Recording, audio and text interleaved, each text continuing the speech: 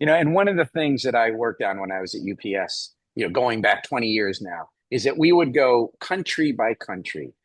And we would also work through organizations like ASEAN, explaining why countries here should be raising their de minimis, why it was in their country's interest to raise de minimis. And we were pretty successful. And countries across Southeast Asia recognized that raising de minimis was actually good for their economy. Now, do you expect, or should we be worried about, should we be getting in front of potential retaliation? That if the U.S. lowers its de minimis, if the U.S. has no de minimis, why should the Philippines? Why should Thailand? Why should Malaysia? Why should have Vietnam?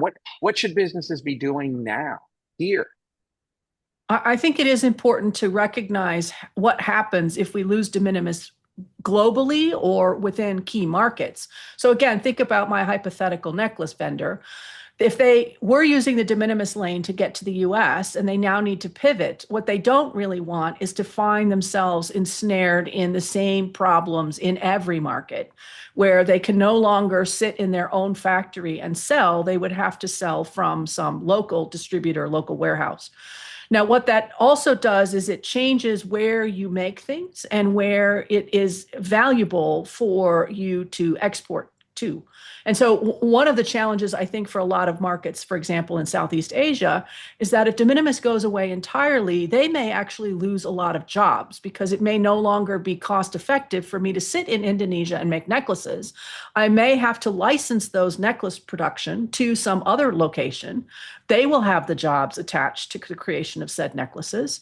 And the net result of that, I think, is a real missed opportunity. And crucially for me, and this makes me extremely sad, as always, it's going to hit the small businesses the hardest. They already struggle to find consumers.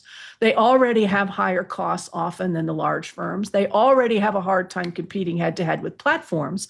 And now you've just eliminated potentially another way in which small businesses access foreign markets.